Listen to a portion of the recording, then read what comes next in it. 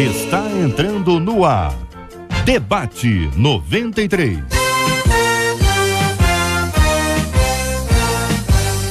Realização 93 FM. Apresentação J.R. Vargas.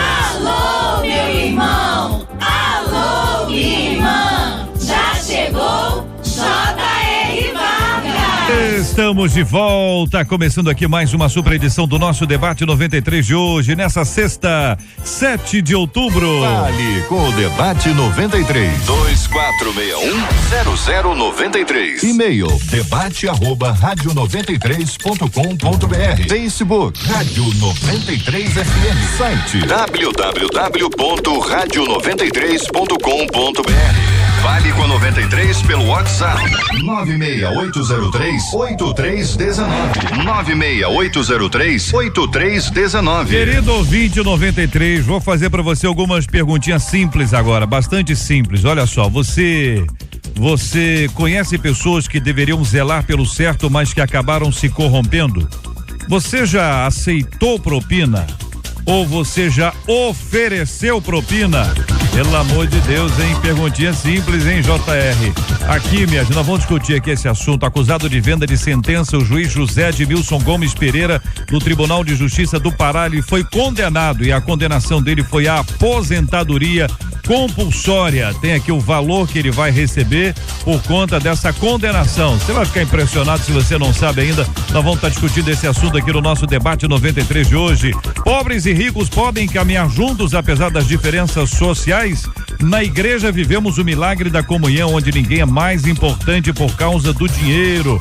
Contudo, fora do ambiente da fé, é bem comum pessoas serem discriminadas por essa razão. Vou trazer aqui um depoimento de uma pessoa, aliás, de algumas pessoas, mas sintetizadas aqui na voz de uma ou duas, que tratam a respeito da discriminação, inclusive dentro de um ambiente de instituição educacional, dentro de uma universidade particular, onde o aluno é bolsista, aquele camarada que recebe a bolsa, fez uma prova, ou em razão de uma cota, ou por algum outro motivo, ele tem uma bolsa, ou seja, ele não paga mensalidade é cara, universidade cara, e o menino pobre estuda lá, e porque ele estuda lá está sendo discriminado. Eu quero ouvir a sua opinião e sua participação no nosso Debate 93 de hoje. Tem também uma história impressionante, um menino de 9 anos, ele diz o seguinte: eu quero provar a todos que Deus existe. É a história de um menino de 9 anos que acaba de ingressar na faculdade, isso nos Estados Unidos da América. 9 anos de idade o menino, hein? Quero provar a todos que Deus existe. Quero também ouvir a sua opinião. E também agora, minha gente, é o seguinte: a Bíblia fala sobre vidas em outros planetas, hein? Por que Deus não criaria outros seres a não ser os que conhecemos aqui na Terra? Hebreus 11:3 diz que pela fé entendemos que os mundos foram criados pela palavra de Deus, de modo que o visível não foi feito daquilo que se vê. Não seria essa uma indicação de que Deus também criou vida fora do planeta Terra? E os tais OVNIs que tantas pessoas afirmam já terem visto pelos céus, como entender isso à luz da Bíblia? Quero até encorajar você, ouvinte amado, participando conosco agora. Se você já viu um OVNI, um disco voador, viu alguma coisa assim diferente, eu quero ouvir o seu depoimento e a sua participação hoje, aqui, agora, no Debate 93. Este é o Debate 93, com J.R. Vargas, na 93 FM. Querida pastora Marisângela Rocha, da Comunidade Evangélica da Zona Norte, nossa menina da mesa de hoje. Pode tomar o cafezinho, pastora, pode tomar o cafezinho da Catita, chegou exatamente agora. Isso e é um café sensacional, é um café feito com muito amor, olha aí. Verdade. Pastora, tudo bem? Bom dia. Tudo bem, bom dia, JR. A Bíblia fala sobre vidas em outros planetas, pastora? Não, a Bíblia não fala. Não fala. A gente já começa respondendo essa pergunta, né, sem assim, não tem bom, mas a Bíblia não fala, né? A gente pontua isso de uma forma clara. É um tema diferente, mais importante, né? É bom a gente falar sobre isso, né? A humanidade então a Bíblia não fala. Falando sobre isso. Não fala. Não fala. Não fala. A Bíblia fala de homens, né?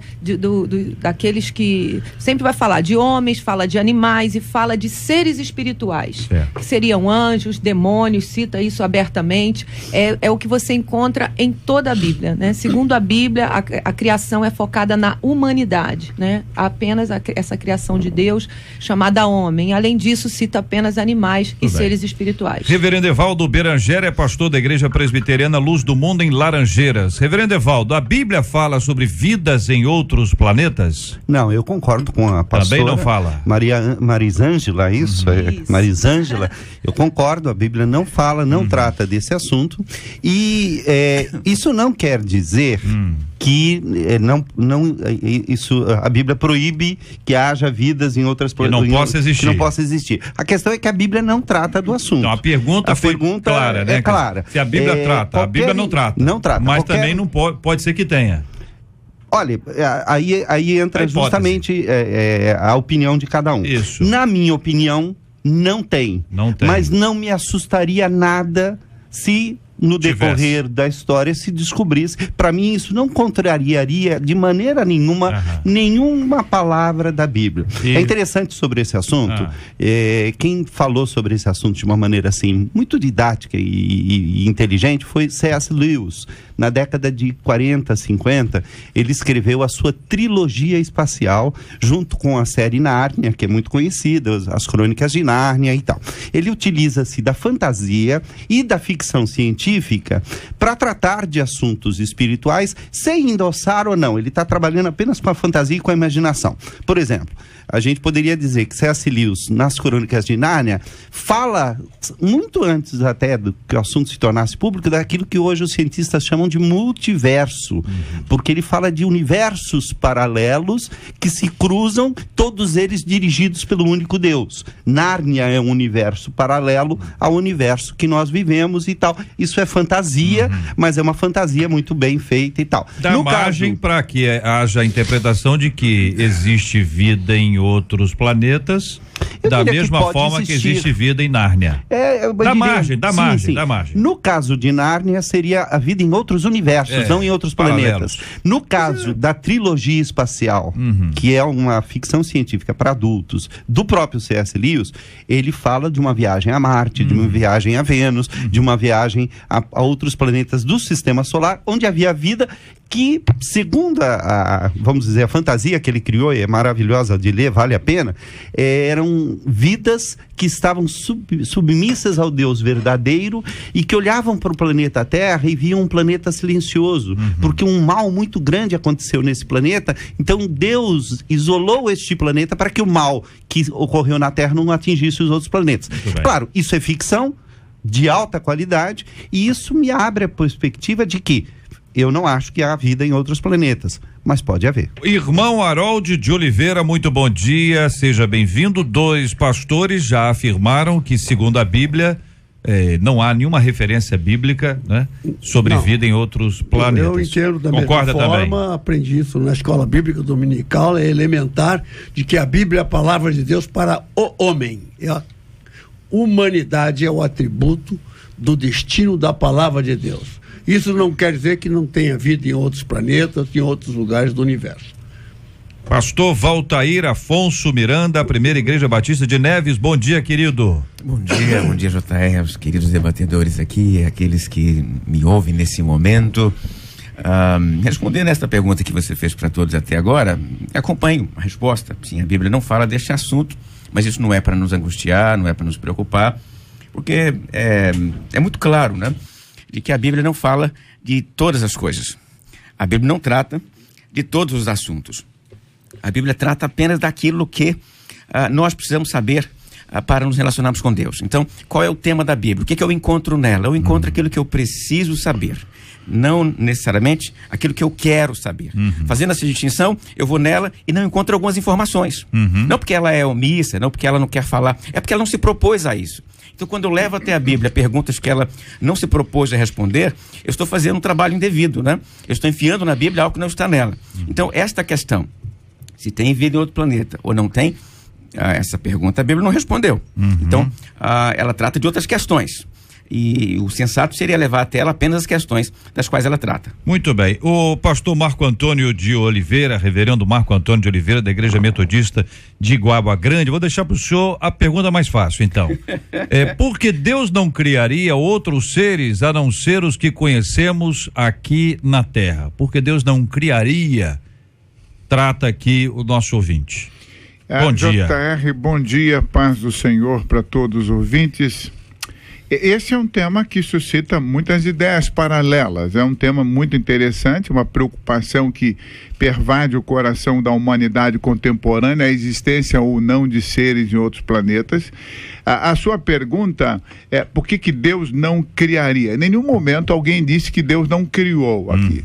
Ainda estamos nesse processo de debate. Eu entendo que Deus é soberano, criador de todas as coisas. Eu não creio, porque não há evidência científica da existência de seres pensantes como nós em outros planetas. Mas há uma pequena possibilidade de encontrarmos vida em outro planeta. Obviamente, se haver vida em outro planeta, esse é um ato criador do Deus Todo-Poderoso. Como que isso pode acontecer? Eu entendo a vida como um processo autogestor. Deus, quando criou a vida, podemos assim falar, ele deu à vida o elemento autogestor, de autofecundação, de autoprocriação, de ter um caminho próprio. A gente percebe isso na natureza, no próprio ser humano. A vida não precisa de uma permissão a cada momento do ser divino para se dar. Ela se realiza naturalmente, assim como uma semente que é lançada por um pássaro numa terra distante, mesmo que não tenha homem para plantar, essa semente vai fecundar, porque a vida se autogestiona, se autocorrelaciona, se autodirige. Isso significa que em algum momento a vida, se ela existir em outro planeta, pode ter seguido esse rumo, esse mesmo percurso. Não há evidência da presença de seres pensantes como nós em nenhum outro planeta. Seres humanos, materiais. Quanto aos seres espirituais, eu não iria estudá-los porque são seres espirituais, não são seres físicos. Não chamaria anjo de astronauta. Não dá. Tá certo? Então, quer dizer, então nós estamos aqui, está estabelecida aqui uma base, uma base. Né? A Bíblia não traz nenhuma referência sobre vida em outros planetas. Não houve aqui uma possibilidade de descartar até essa chance de que, de fato, alguma vida exista.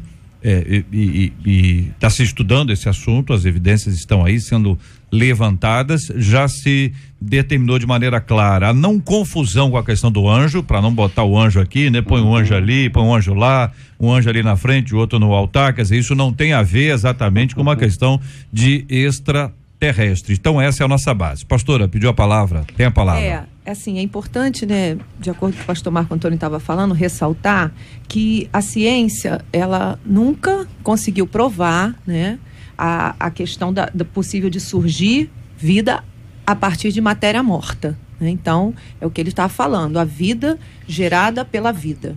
De matéria morta não se gera nada. E, então, sem a intervenção divina, né? Que aí quem pega pó da terra e traz vida, aí é realmente Deus. Então, assim, o alcance, né, da astronomia, e é bom a gente separar aqui, né, que nós não estamos falando de astrologia, nós estamos falando de astronomia, né, que é uma ciência. E assim, já tem tido um alcance muito grande dentro daquilo que é possível da nossa dimensão humana, né? Os planetas que estão à nossa volta, o alcance dessa galáxia nossa, né? Que se tem mais ou menos uma ideia, né? Aquilo que já se tem de imagem, os lugares até que já foram os astronautas e cientistas, e lá não acharam nada. Isso é uma informação interessante, né? Até a Lua e outros planetas e tal, ou até se já não se chegou lá, mas já se comprovou impossível ter vida humana devido à temperatura, devido às condições, não há isso, não há aquilo. Então, Deus é soberano? Pode, mas não há registro, nem científico, nem bíblico, né? E, como o pastor falou, em parte conhecemos, né? Então, aquilo que conhecemos em parte é o suficiente. Ouvinte participando conosco aqui pelo nosso WhatsApp, 96803-8319, dizendo: eu sou taxativo, não acredito em vida, ou seres como nós, ou superiores a nós em outros planetas. Deus seria injusto em dar a sua palavra para nós e não para outros seres? Pergunta que um de nossos queridos ouvintes, aqui eu quero agradecer pelo carinho da audiência. Outro ouvinte dizendo: JR, de todo o coração acredite. Eu sou evangélico e há 15 anos eu sou taxista. Eu estava voltando para casa por volta das 3h30 da madrugada e vi um disco voador. Eu não só vi, sabe, mas existia também perto de onde eu estava vendo um carro da PM parado no acostamento. Eles viram e simplesmente disseram: não podemos acreditar nisso. Eu fiquei parado. Ele conta aqui que ele ficou paralisado durante uns 5 minutos, conta aqui o nosso ouvinte taxista acompanhando a gente, ouvindo o nosso debate 93 de hoje. Aqui eu já quero também agradecer pelo carinho da audiência e a sua participação no debate de hoje. Pastor, volta aí, quando o ouvinte traz aqui Hebreus 11:3, pela fé entendemos que os mundos foram criados pela palavra de Deus, de modo que o visível não foi feito daquilo que se vê. Pergunta o ouvinte: não seria essa uma indicação de que Deus também criou vida fora do planeta Terra? Não, esse texto não está falando de planetas, o Marte, o Vênus, nada disso. Esse texto fala deste mundo e o mundo espiritual. E o mundo espiritual e o mundo físico, ambos foram criados por Deus, sim. Não há nesse texto base para falar em outras esferas galáxicas ou outros lugares do espaço. Não, esse texto não pode ser usado para isso, tá? O termo aí não tem este significado cosmológico. Significa o mundo espiritual e o mundo físico, o mundo dos anjos e o mundo dos homens. Mas eu queria entrar um pouquinho, não é outra questão que antes eu já tinha me sentido vontade de falar, JR, que é o seguinte: quando nós tratamos desse assunto, eu já participei de debate em outro lugar sobre esse tema, a impressão que dá é que quem está tratando, falando, defendendo a perspectiva dos OVNIs também avança em dizer que eles vêm até aqui, que se relacionam conosco e tal, e fica parecendo muito, JR, uma conversa meio religiosa, sabe? Não é um cientista falando, não é um debate no campo da história, é um debate mais no campo da perspectiva religiosa, da fé. Crer, né? Então, deixa eu dar um exemplo para vocês aqui. No tempo da Copa do Mundo aqui no Brasil, saiu uma reportagem interessante, tá na internet, quem quiser ver, né? É só procurar lá. O jornalista entrevistou esse povo, ufólogo, que estava argumentando que no momento da Copa do Mundo, discos voadores estavam sobrevoando os estádios aqui no Brasil, né? Exatamente isso, JR. O jornalista perguntou e ele disse: os ETs estão entre nós e nesse momento estão com as naves estacionadas sobre os campos de futebol. E o jornalista perguntou, então, por que os ETs estão estacionados em cima dos campos? Aí a pessoa disse: é porque eles estão recolhendo a energia positiva que sai dos campos de futebol.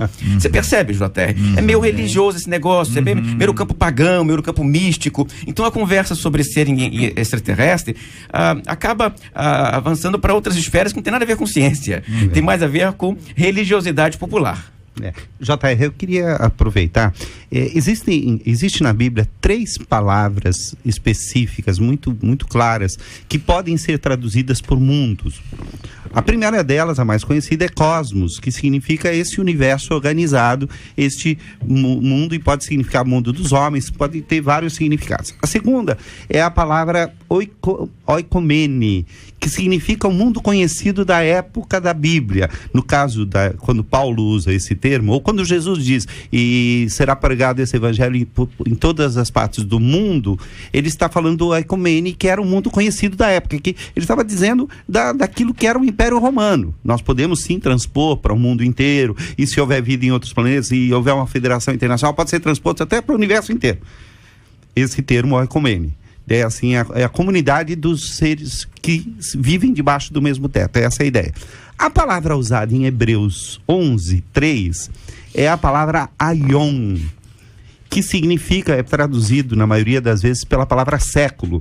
É a palavra que é traduzida, por exemplo, o presente século, ou século vindouro, ou pelos séculos dos séculos, e significa eternidade e tal.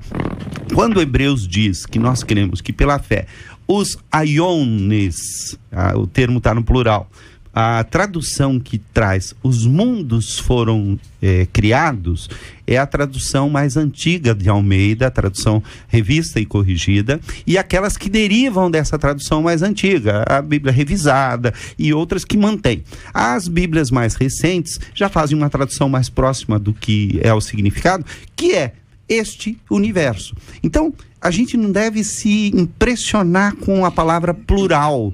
Pela fé nós cremos que os mundos foram criados. A gente precisa sim entender o sentido original do termo grego dentro do seu contexto. Isto é uma boa exegese. Eu quero parabenizar aqui a produção, porque ao acolher uma questão que aparentemente pode parecer uma questão boba, algumas pessoas até, poxa, mas isso é assunto para se discutir num debate tão importante e tal. Ao ouvir, quando a rádio ouve os seus ouvintes, e graças a Deus a 93 faz isso, ela está nos dando a oportunidade de mostrar como um estudo, uma exegese bem feita da palavra de Deus, como o aconselhamento, o ouvinte está em dúvida, ele pergunta, e faz muito bem em perguntar, como isso é importante para que o servo de Deus cresça em sabedoria e em conhecimento. Tem a impressão que um dos pontos centrais da nossa reflexão é sempre entender o que a Bíblia diz. Então, qualquer assunto está na Bíblia, o que a Bíblia fala? Porque se dependermos das opiniões pessoais, já vimos aqui que de alguma forma isso parece até uma questão religiosa, mas dependendo das opiniões individuais, olha, eu acho isso, eu penso, você já viu? Nunca vi, ou alguém vai dizer, já vi, entendeu? Alguém vai dizer que viu, outro vai dizer que não viu, fica sempre no campo muito pessoal, o que é sempre complicado para que a gente tenha um ponto de vista. No nosso ponto de vista, é o que a Bíblia ensina.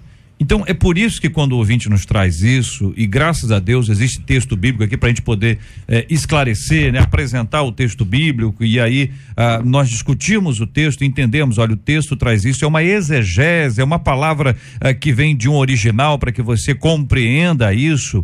Isso produz para o nosso ouvinte uma convicção bíblica, que é o que mantém a gente de pé. A opinião, a gente muda de opinião, não é? Hoje eu penso de um jeito, amanhã eu penso... Agora a Bíblia não muda. Então, opiniões fundamentadas na Bíblia, elas nos asseguram segurança, para ser bem redundante aqui, e firmeza para que o nosso posicionamento tenha esse tipo de entendimento. Eu gostaria de acrescentar que, paralelamente, nós temos que prestar atenção nas descobertas científicas, né? O que ocorre, o que a ciência vem mostrando. E dessa curiosidade você acaba entendendo que a ciência não contradiz a Bíblia, não contradiz a criação divina, não contradiz sob hipótese nenhuma. Você começa lá na teoria do Big Bang, da formação, você vai percebendo que existe uma compatibilidade. Agora, a verdade é que nos momentos atuais, nos dias atuais, as pesquisas espaciais estão cada vez convergindo mais com mais frequência para captar imagens de planetas distantes, de astros distantes, digamos assim, dentro da nossa galáxia. E isso aí traz, né, com os dados que são coletados, a possibilidade de avaliar temperatura, se tem oxigênio, se tem hidrogênio, quais são os gases que estão lá, então, e desse punhado de hipóteses, então surgem aquelas hipóteses dentro do ponto de vista da vida do ser humano, porque nós olhamos de acordo com aquilo que entendemos. Do nosso ponto de vista, lá tem vida ou não tem vida como essa que nós conhecemos, né? Essa que é a realidade. E nós temos essa tendência de humanizar tudo o que nós desconhecemos. Deus, por exemplo, é colocado como um ser humano em cima das nuvens. Você vê essas imagens todas traduzem essa tendência, né, que é psicológica de você se transportar. Então, analisando cientificamente essa questão, a gente tem que ver onde que existem as contraposições. Eu entendo tudo que foi falado aqui, mas eu não vejo nenhum problema que haja alguma forma de vida, não sei se chama de vida isso, quer dizer, de seres em outras galáxias, em outros planetas. Não vejo problema para isso, que Deus é soberano. Desde que isso, pastor. Desculpa. É importante destacar, o pastor Valtair colocou um acento muito interessante. Não dá para tentar colocar no texto bíblico algo que de fato não foi suscitado pelo texto bíblico. A preocupação ufológica é uma preocupação recente. Isso não está presente entre os gregos, não está presente entre os assírios, não está presente na comunidade judaica do primeiro século. Essa discussão não está ela não está presente. Então, e outro detalhe importante, o pastor Evaldo colocou a questão do uso da expressão cosmos, que no caso do grego já vem no plural e alguns podem desatentamente podem entender que já o texto bíblico estava prevendo a existência de vários cosmos. Não. A ideia de cosmo presente no texto grego é um cosmo fixo, composto do Sol, da Lua e de poucos planetas que ainda não se definia como planeta. Então, essa ideia que a gente tem de cosmo, de universo, a expressão universo é a expressão latina, de múltiplo universo, de universo expansão, é nova. O universo era entendido como algo estático, em ordem. Hoje se percebe que não é estático e também não é em ordem. Então nós teremos aqui muitas discussões. Retomamos aqui, reforçamos o objetivo de que todos nós possamos discutir qualquer tipo de assunto, sempre procurando compreender o que diz a Bíblia, no que se refere a ela como regra de fé e também prática para avalizar os nossos posicionamentos sobre esse tema. Vários ouvintes contando as suas histórias. Uma delas dizendo que estava ela e o esposo dela, era mais ou menos 4 horas da madrugada, perceberam no alto de um morro uma luz colorida, rodando, e disseram, olha, eu filmei. Agora, infelizmente, filmou num celular antigo e perdeu o vídeo. Então, não tinha nem como encaminhar para nós. Só diz o ouvinte, eu não fiquei com medo. Embora nosso ouvinte tenha dito não fiquei com medo, quando as pessoas tratam desse assunto, muita gente fica com medo.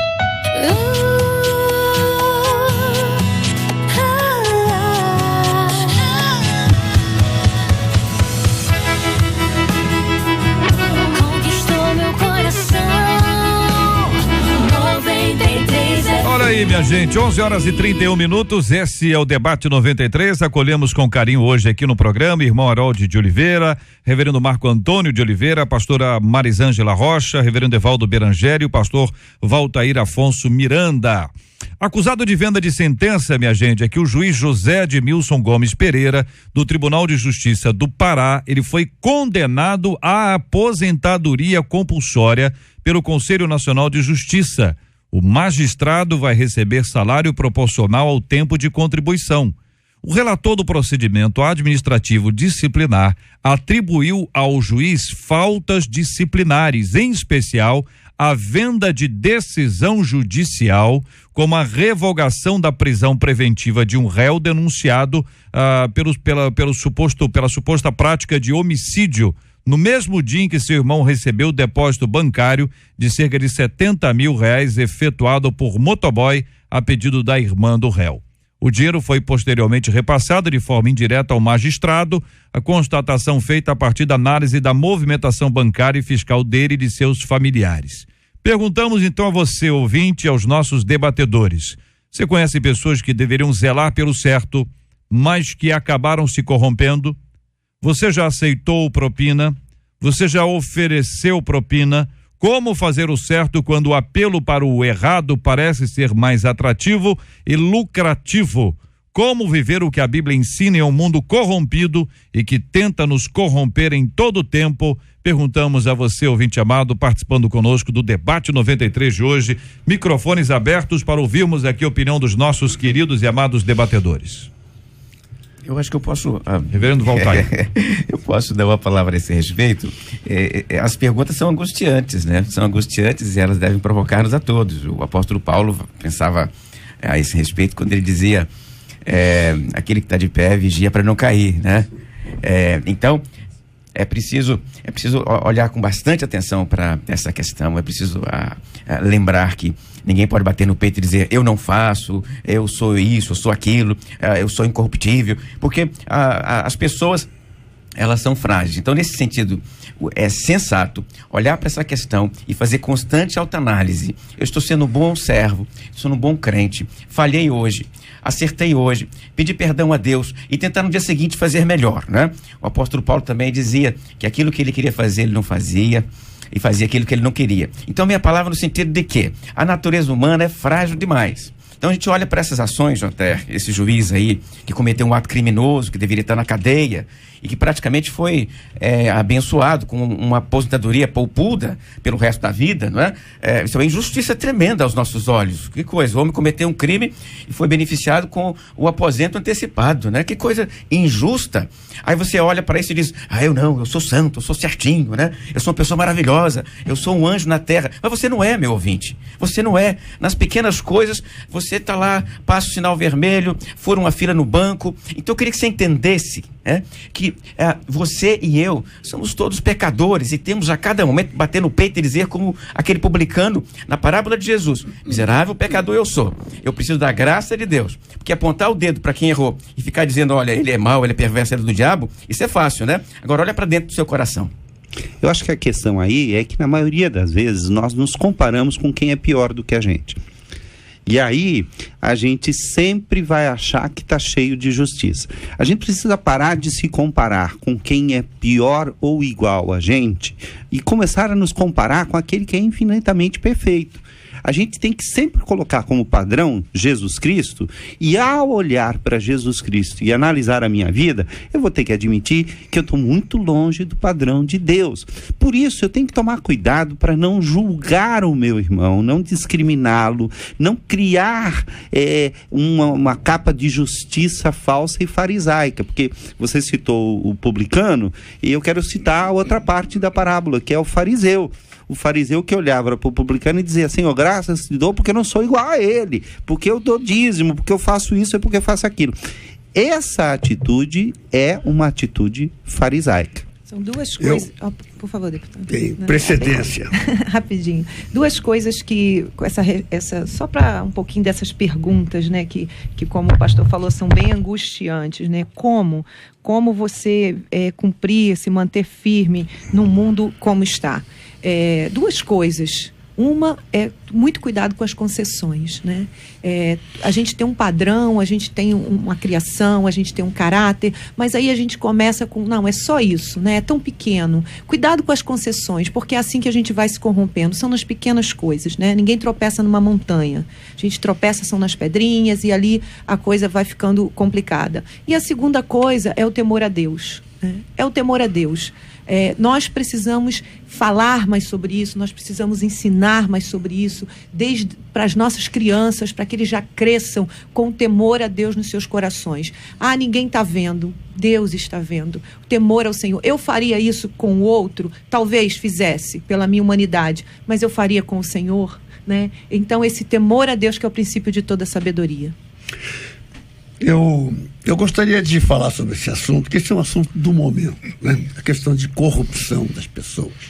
Primeiro dizendo que a corrupção, ela campeia em todos os setores da sociedade, inclusive na justiça, no Ministério Público, onde for. Não só as classes políticas, nem só as classes empresariais, nem só os gestores públicos. Isto é um mal que graça, infelizmente, no seio da sociedade, das sociedades, né? E no caso da sociedade brasileira, que agora, inclusive, está vindo ao furo através de investigações, etc. É claro que ninguém está imune a receber propina, a se corromper, porque nós temos essa luta íntima, né? Que Paulo bem colocou, né?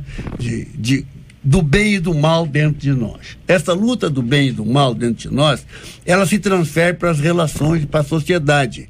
para o bem e para o mal. E na sociedade, como na sociedade, nada acontece, nenhuma transformação que não seja através da política, é na política onde se manifesta com mais contundência a corrupção. E como são pessoas notórias, é o que vem a furo. Há uma injustiça muito grande, sim, na questão da punição de crimes. Por quê? Porque essa máxima que a gente aprende desde pequenininho, que pobre vai para a cadeia e que rico não vai para a cadeia, é uma realidade. É uma realidade. Por quê? Os códigos de processo, principalmente de processo penal, ele cria alternativas de recursos infinitos, em que um processo, para quem tem recursos, tem dinheiro, pode contratar bons advogados, bons escritórios de direitos, ele nunca vai ser preso, porque ele vai se defender até a última instância e cabe recurso, passam-se 30, 40 anos e aquilo acaba prescrevendo, então ele não vai nunca para a cadeia. Prescrevendo quer dizer, acaba o tempo que possa ser punido, da punibilidade daquela questão, né? Da imputabilidade do crime. Desculpe, essas palavras são horríveis, você que está me ouvindo aí, mas eu estou aproveitando aqui que eu estou também tendo uma aula aqui de exegese, etc. Então, estou aproveitando para usar umas palavras complicadas, tá? Estou gastando também. O que acontece? O nosso povo não entende essas palavras, não entende. Essa que é a realidade. Eu tenho essa experiência porque tenho que falar fácil. Então, a questão do roubar está em todos. Um fato como este, que foi relatado aqui, não conheço se verdadeiro, é realmente aparentemente injusto, né? Quer dizer, uma punição para o cara que cometeu um crime porque ele recebeu dinheiro, né? Ele cometeu um crime, ele não é punido, ele simplesmente é afastado da função, aí com o objetivo talvez de não cometer mais aquele crime, talvez seja isso, se aposenta com a aposentadoria por pudo e vai para casa. Poxa, mas já levou. Então essa é uma questão.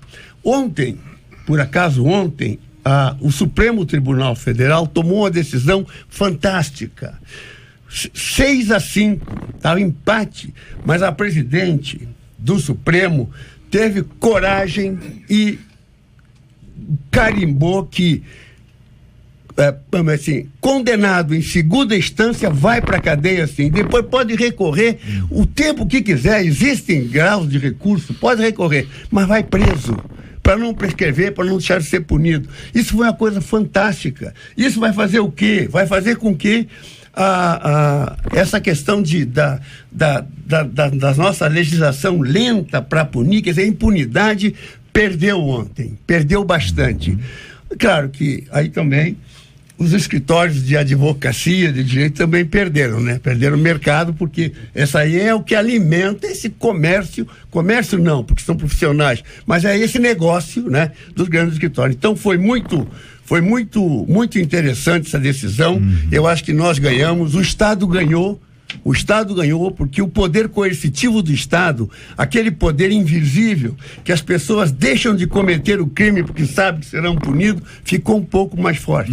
Hoje o que é que te impede de cometer um crime a não ser a arma do outro? Sei lá, não tem como. Então, na realidade, nós ganhamos ontem com essa decisão do Supremo, e eu acho que com esses processos todos que estão andando aí, envolvendo empresários, políticos e outros executivos públicos, nós vamos dar um avanço e vamos sair melhores ao final disso. Só para exemplificar, exatamente com base nisso, o juiz Sérgio Moro, que é conhecido, respeitado, aliás, a cena dele votando é uma cena impressionante, né? Ele indo votar e sendo aplaudido na sessão eleitoral onde ele estava, é o que tem acontecido país afora em boa parte dos casos.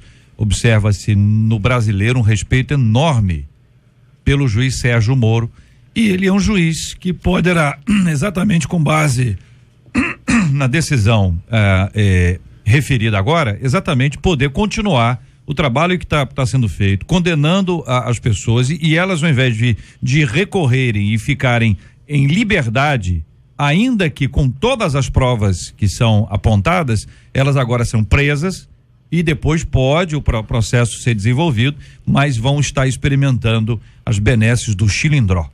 Se é que eu posso usar chilindró e benesses na mesma frase. O senhor queria falar, reverendo Marco Antônio? Só um destaque importante.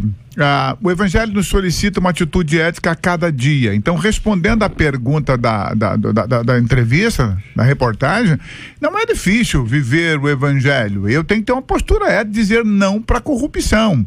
Um outro detalhe importante em relação a esse juiz, olha, o Conselho Nacional de Justiça, ele só tem prerrogativa de suspender o juiz. Então, ele suspende. E segundo o regimento interno, a punição maior ele tem direito a conceder a aposentadoria. Agora resta, e a justiça brasileira tem parâmetros, tem elementos para isso, adentrar na justiça para que ele seja condenado e em algum momento essa aposentadoria poderá ser. Agora o Conselho de Justiça só pode fazer isso. Essa ideia que, quer dizer, a gente olha e diz assim, o que é justo aí, né?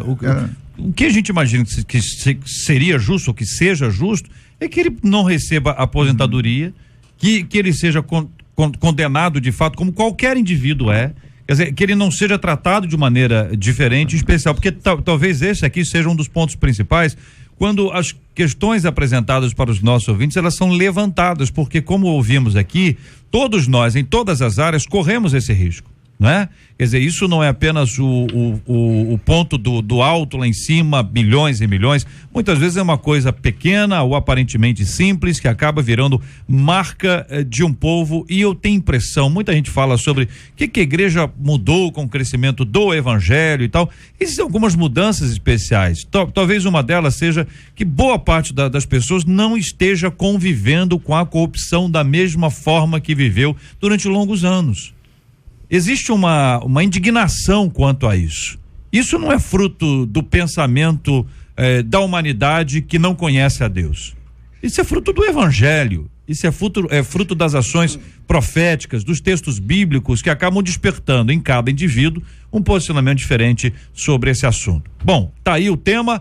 Evidentemente ele se prolonga, vale a pena a nossa reflexão e eu pergunto a vocês, pobres e ricos podem caminhar juntos?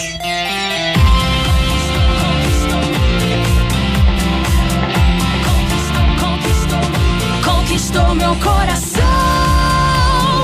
93 FM. Faltando 15 minutos para o meio-dia, minha gente. Esse é o Debate 93. Pobres e ricos podem caminhar juntos apesar das diferenças sociais? Na igreja vivemos o milagre da comunhão, onde ninguém é mais importante por causa de dinheiro. Contudo, fora do ambiente da fé, é bem comum pessoas serem discriminadas por essa razão. Numa das mais importantes universidades do Rio, uma professora assim se dirigiu a um aluno bolsista. Você é pobre? E bolsista? Não sabia que dá o nome da universidade. Misturava o tipo de gente que estuda relações internacionais, até porque é um curso que exige inglês, né? O que você acha desse tipo de comentário? Já foi discriminado por ter pouco ou até por ter muito dinheiro? Alunos dessa mesma instituição de ensino afirmam que, dizem eles, quando o professor pergunta diante de toda a turma onde você estudou no ensino médio, em que bairro você mora, a profissão dos seus pais ou diretamente se você é bolsista, é óbvio que isso é uma forma de discriminação. Na maioria das vezes eu sou o único que estudou em escola pública de uma sala inteira, diz aqui o aluno. O evangelho revela que somos iguais diante de Deus. Aliás, foi na Bíblia que o artigo 5º da Constituição do Brasil se baseou para determinar: todos são iguais perante a lei. Como levar a verdade bíblica para outras esferas da nossa sociedade? Perguntamos aos nossos ouvintes, inicialmente ouvindo os debatedores. Bom, JR, o ideal bíblico, o ideal do evangelho é justamente a quebra de todas estas barreiras que podem, de alguma forma, separar os homens. A Bíblia, o apóstolo Paulo vai dizer mais de uma vez que em Cristo não há homem nem mulher, nem livre, nem escravo, nem judeu, nem gentio. É interessante que ele fala das diferenças de gênero, né, homem e mulher. Ele fala das diferenças de classe social, escravo ou livre, e fala das diferenças étnicas, nem judeu, nem gentio. Ele está sendo extremamente abrangente. Ele está dizendo que o ideal do evangelho é o ideal do dia do Pentecostes, que é o contrário de Babel. Babel todo mundo falava e ninguém se compreendia porque as línguas se confundiam. No dia do Pentecostes, línguas diferentes, pessoas de nacionalidades e de lugares diferentes passaram a ouvir o mesmo evangelho, cada um na sua língua de origem, como se houvesse uma única língua universal, que é a língua do amor. Então, baseado nesse ideal do evangelho, o ideal é justamente que pobres e ricos e pessoas que sejam diferentes aprendam a conviver juntos, respeitando-se mutuamente as suas diferenças. A grande questão é que a gente está vivendo uma guinada no mundo inteiro, eu diria uma guinada xenofóbica. Xenofobismo é o medo do estrangeiro, é a raiva do estrangeiro, é a vontade de que o diferente seja alijado, seja colocado. Nós estamos vivendo aí a crise dos refugiados, que é uma crise que está atingindo o mundo inteiro. Estamos vivendo discriminações extremas, discriminações a respeito de cotas, de não cotas. A discussão é boa, mas quando você ouve o teor da discussão, na verdade o que está se discutindo não é se a cota é justa ou não, é se aquele pobre pode estudar comigo que sou rico. Então, precisamos viver respondendo a pergunta, como que nós vamos fazer com que isso aconteça? A gente precisa começar a viver isso dentro da igreja. Porque no meio das igrejas é onde a gente tem encontrado muito preconceito e dos piores às vezes. Olha aqui um ouvinte dizendo, na igreja pobres e ricos vivem em comunhão? Não é bem assim não, hein? Diz aqui o ouvinte. Não. A crise dos refugiados mostra todo o tempo para todo mundo que não é possível pobre e rico andar junto, o que é um absurdo, né? Essa que é a realidade, tanto que é um absurdo a situação que nós estamos vivendo com a questão do refugiado. O refugiado é a grande síntese da impossibilidade na Síria e outros países do Oriente de pobres e ricos andarem juntos. Mas essa é a questão que nós temos que superar. Existem ideologias políticas, inclusive, que reforçam essa tese de que pobre e rico não podem andar juntos. Por isso, adotam medidas políticas para que fiquemos todos pobres, que vão dar todo mundo junto. Então, veja, é um conflito permanente que deu origem aí a ideologias que até hoje são decantadas e cantadas no mundo e que são ultrapassadas, evidentemente. Eu diria... O que eu vejo... Desculpa. O que eu vejo que é importante na vida... E falo com uma pessoa que eu fui pobre e fui discriminado. Então eu sei o que é isso. E nunca me tirou pedaço, não uso droga, não uso nada para dormir. Minha vida sempre foi normal, nunca tive nenhum tipo de problema e de complexo por causa disso. Agora, o que acontece? Hoje, nós precisamos ser felizes. Não é a questão de ser pobre ou ser rico, agora, existe uma linha de pobreza que, evidentemente, nós temos que superar, e a sociedade toda que tem que fazer superar para que as pessoas possam se exercitar na integridade. Porque a pessoa que está abaixo dessa linha, ela não se exercita, porque a preocupação única dela é fisiológica. Ela precisa de comer, se alimentar, viver, sobreviver. Agora, então, nós temos que fazer um esforço para retirar as pessoas dessa linha, para que elas possam ser também espirituais, intelectuais e possam se exercitar plenamente. Isso é o que eu vejo, esse é o grande esforço. Mas nunca criar aí uma dicotomia, para usar um termo bom, né? Também aqui. O ouvinte aqui dizendo, caramba, o assunto esta semana é o assunto da minha igreja, gente. Aqui na igreja, essa semana tá dando uma fofocada, eu vou até abaixar o tom de voz, né? Quando a pessoa abaixa o tom de voz é porque tem fofoca. Tem uma fofocada por causa disso. Tem um casal, eles têm muito dinheiro, entendeu? Eles são empresários. Eles puseram nas redes sociais que não aguentam mais ir à igreja, porque todos pedem dinheiro para eles o tempo todo. Pobre não pode ver um endinheirado que logo pede ou quer tirar proveito até na igreja. Fora os golpes dos malandros cristãos da igreja, nos que tem dinheiro, está dando um bafafá muito grande aqui na igreja, parará. Eu que não vou dar o nome da igreja, né, vereador? Hein? JR. Sim, pastora.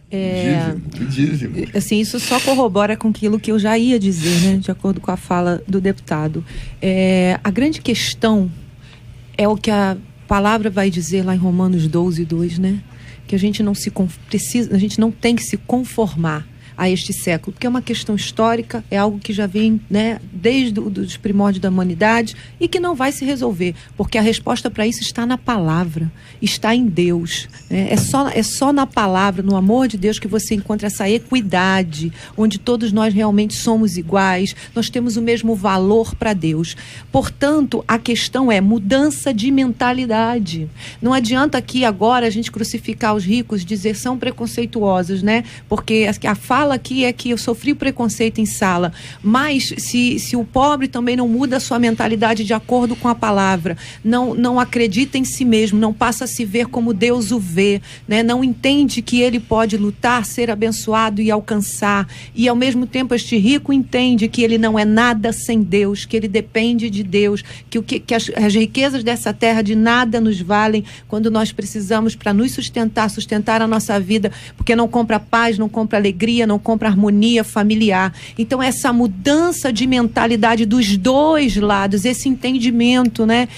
Assim, eu posso falar, como o deputado falou, eu tive uma infância muito difícil, eu nunca pisei num colégio particular, eu posso me identificar hoje com esse testemunho, eu nunca soube o que é um colégio particular, né? 4 irmãos, dificuldades, isso não me impediu de estudar numa faculdade federal, isso não me impediu de fazer um mestrado, isso não me impediu de ter a minha profissão, e por que eu nunca me senti assim, né? Menor, humilhado, desprezado? Porque a palavra mudou a minha mente.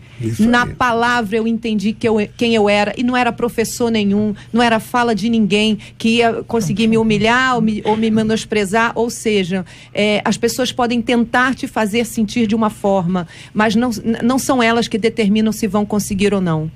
É o que você pensa, é como você sente, é a sua mentalidade que precisa ser transformada segundo a palavra. JR, eu gostaria de fazer uma acento em relação dos espaços religiosos. Claro. A discriminação em alguns espaços religiosos acontece, mas sem dúvida nenhuma a religião contribui muito para a eliminação da discriminação e do preconceito. Então, cresceu-se muito a humanidade com o processo religioso, e por isso é importante enfatizar.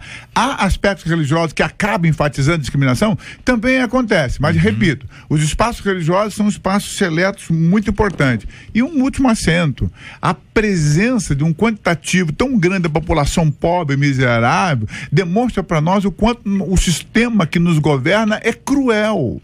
E eu não diria que a riqueza é bênção de Deus e a pobreza a ausência dessa bênção de Deus. Eu diria que essa pouca quantidade de ricos no mundo e essa enorme quantidade de pobres demonstra o quanto nós, seres humanos, não sabemos partilhar, não sabemos compartilhar com os mais desfavorecidos. Queremos tudo para nós.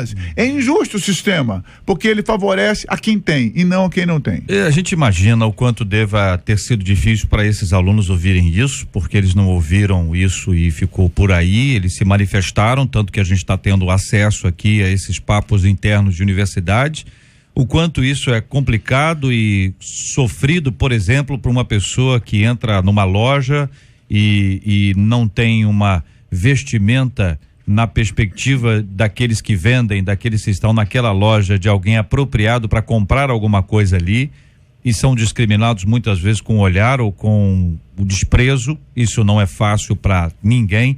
Entretanto, nós não vamos ficar presos a isso, né? Pela graça de Deus, há muita coisa boa a ser vivida, descoberta, há encorajamento, participação, e a igreja, se não é esse ambiente todo assim, e que está tudo bem, maravilhoso, acentuou aqui o reverendo Marco Antônio, de que é o lugar onde você teoricamente teria menos isso do que do lado de fora.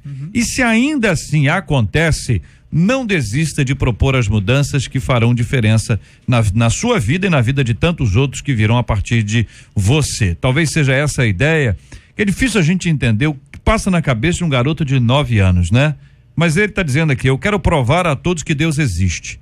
Essa é a meta de vida de um menino americano, um menino prodígio, que aos 9 anos de idade acaba de ingressar na faculdade. O nome dele é William. Ele planeja contrariar os principais pensadores do estudo da física e química e mostrar que somente uma força externa teria capacidade de formar o universo. Ciente de seu potencial, ele quer contrariar os pensamentos de Einstein, de Hawking, sobre a formação do universo. O que você diria a esse garoto? perguntamos aos nossos debatedores e também aos nossos ouvintes. Eu diria para esse menino que é uma bela meta de vida, né, se dedicar a provar a existência de Deus. É bonito isso, né? Mas eu faria logo uma ressalva para ele. Eu diria para ele também que quem convence de justiça, de pecado e de juízo é o Espírito Santo. Então não adianta ele levantar lá 100 provas de que Deus existe, chegar diante de um cientista e o cientista racionalmente não vai ser quebrantado, porque quebrantamento não é uma coisa racional. É o Espírito Santo que vai provocar a transformação no coração daquele cientista. Então eu acho bonito o propósito dele, mas eu logo gostaria de dizer que, ainda assim, se ele conseguisse, ele vai encontrar cientistas que vão dizer, apesar das suas provas, eu ainda não creio. Porque crer é uma ação provocada pelo Espírito Santo de Deus. Volta aí, uma outra coisa importante, a intenção dele é muito boa, mas eu diria para ele e para outros, nós não precisamos que os instrumentos da ciência venham afiançar a nossa fé. A ciência não tem instrumentos para provar a ação de Deus. Essa discussão já vem lá de Aristóteles, depois Descartes tentou trabalhar essa questão e o outro tentaram trabalhar. Não existe nenhuma possibilidade, nós não precisamos. Deus é um elemento, vamos dizer assim, que ultrapassa os instrumentos físicos medidores. Vivemos Deus pela fé. Muito bem, tá aí a palavra, 2 palavras sobre esse assunto. Quer falar também, Mauro, hoje para esse menino? Não, já o que foi dito aqui é o real, eu acho que é por aí mesmo, né? Essas pessoas, eles são superdotados e por serem superdotados têm uma compreensão, a gente não consegue nem entender como é que o menino de 9 anos já pode ter isso, a gente sabe, é um nível de inteligência e sei lá, que vai além do que a gente possa imaginar. E agora, com certeza, ainda está incompleto, porque se é um superdotado, ainda ele precisa de alguma experiência, porque na vida nós vivemos de experiências que vão acumulando e a nossa história. Ele não tem a história dele ainda. Né? Uma coisa que vale é uma meta, né? É uma meta. A meta sempre faz muito bem, né? Ter uma meta. Muito bem. Marcela Bastos, bom dia, Marcela. Bom dia, bom dia aos nossos ouvintes. A respeito do primeiro tema, nós perguntamos aos ouvintes se eles acreditam que exista vida em outros planetas e 71% deles disseram que não acreditam. Maravilha, obrigado, Marcela. Vem aí, minha gente, já o nosso querido Cid Gonçalves com a nossa Caravana 93. O pedido tocou aqui na 93 FM. Olha, ele tá chegando, já chegou no estúdio. Tá chegando aí pra você.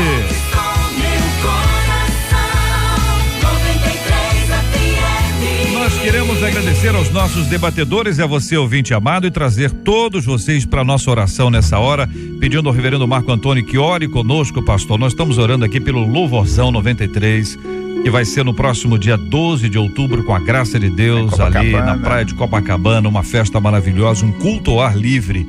Lembra do ar livre?